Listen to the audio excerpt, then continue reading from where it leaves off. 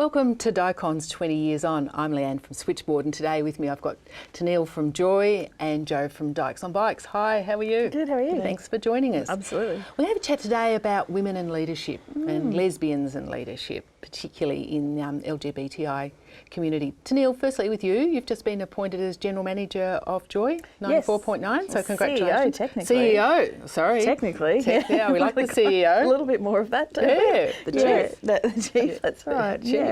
How is it being a CEO of one of Melbourne's biggest LGBTI community organisations? It's pretty exciting actually, and what's interesting about Joy is it's actually the largest LGBTI membership-based organisation in Australia. Wow. So it's kind of it feels quite really serious. But no, it's fantastic. I definitely feel the community and the expectation, I guess, of women within the community as well. And I'm really happy and excited to be a role model for that. So fantastic. And you were with Midsummer prior to that, before that, so same sort good of training thing too. Great training for that. And Jo, you're president That's of right. Dykes on Bikes. How long have you been president for? Probably around 3 years. All right. Yeah.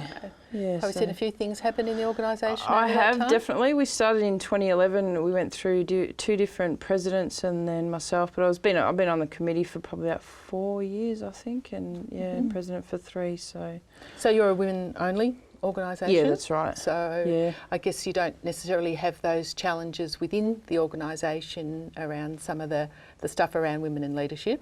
No, not really. It's just, girls, girls, girls. Yeah. What about sort of amongst the other community organisations? Have you found anything there? No, we're pretty much respected everywhere we go. Like, everyone recognises us. But I think because of what you wear, probably. Yeah, absolutely. Yeah, and the bikes. That's a giveaway. It's a hint. I think sometimes we've been stereotyped a little bit. Obviously the whole dyke thing and the roots of it all, where we all come from. We've definitely changed over the years with the different types of women that we have in our club, and to try and, I suppose, change that little bit of a stereotype in a lot of ways, And sort of so I've seen some bikey. Yeah, that's right. Definite big changes. We've got a lot of, I guess, femmes, whatever label you want to call yourself. Yeah, it's just everyone for everything in our club. So a lot of different women. People may not know that I'm the general manager at Switchboard too, so it's interesting, and we're a very mixed gender organisation and quite a large volunteer organisation as well. And I was actually thinking when we're going to come together today about lesbians sort of in leadership in our communities, and actually we've got quite a few women CEO, GMs, whatever, which I don't know. I think it might be the first time we've had that.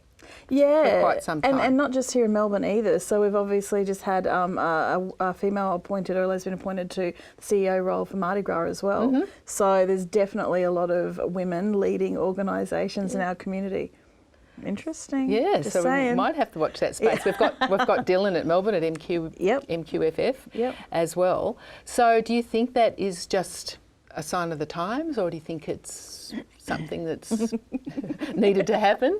I think it's interesting. From my perspective, I've always been in operational roles, and I used to joke with a lot of my gay male friends years ago who they'd go out partying. I've got one in particular who 6 or 7 years ago I was sort of saying, come, I've got to go to the marriage equality rallies, and he was too busy, and I used to say to him, don't worry about it, the lesbians will be in the trenches doing the work for you, and then in 50 years' time we'll be there to look after you as well. But that was kind of a bit of a generalisation. Well, it's tongue in cheek, but there's an element of truth in that. There is an element of truth there, yeah. So right, we've been busy, right. Obviously going into a lot more sort of social work sort of spaces and caring sort of spaces and that sort of thing, and then operational roles. So, And I think that's the key of it, that women are in operational roles, but not necessarily in the high profile, say, president's role. If we think of a lot of the organisations, it's presidents. And I was at the LBQ Women's Health Conference a few weeks ago, and ACON and VAC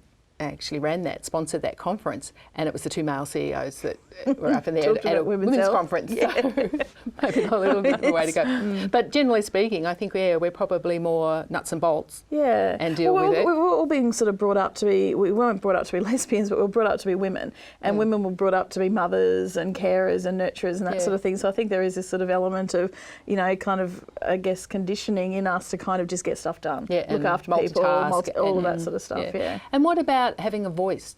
Do you think lesbians have got an equal voice in our communities? I think it's sort of sometimes a little bit harder to kind of claim that space, but I think it was probably around 20 years ago that we kind of realised that we could claim it if we wanted it, and that's what we did. So yeah, I think that we every now and then have to sort of remind people that we do deserve a right to talk, and we're seeing a lot of the other communities within our LGBTI community going through that process now as well. The trans community sort of stepping up and saying, well, hang on a second, I want to tell my own stories. Yeah, exactly. Yeah, don't speak for us. We want to know. And we want to be included. Yeah, that's right. It's not just LG. Yeah. That's right, as part of the acronym. I actually remember I was Vice President of Joy for some years with Carol Wilkinson as President. Wow. And there was a bit of a feeling in those years that the lesbians were taking over. And we actually counted on the board and it was 50-50. So the taking over was actually equality. Yeah. So with the first midwinter gala, I was at a meeting with Mardi Gras, and someone said, "Oh, what was your mix of males to females at midwinter?" And one of the male board members from Midsummer said, "I was about 50-50." I said, "What event were you at?" But it's like a gay man who could say, "Chill out. There's so many women here," and it's like, well, that's getting closer to 50-50. Yeah. We don't have that problem at all in Dykes on Bikes. No. Do you have trans women? Yes. Able to join Dykes on Bikes? Yes, absolutely. So was that something that the organisation had to talk about, or did it just sort of happen? Yeah, we did.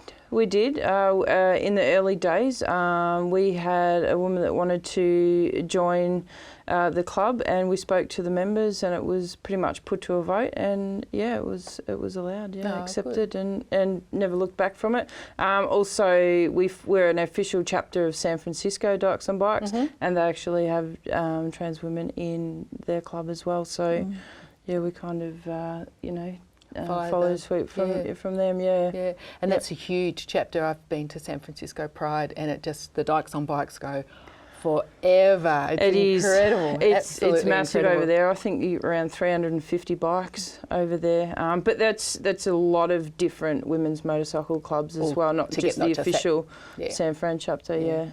Followed by the Mikes on Bikes, which are skinny new guys on bicycles, which is sort of funny. Yeah, it is funny as well. So that, I guess that's good. And at first, when I first saw them, I thought, they're taking the mickey a bit, but I think it's just all in the spirit of it. So, well, thank you, Tennille. Thank you, Jo, for joining us today on Bent TV on Dykons 20 Years On.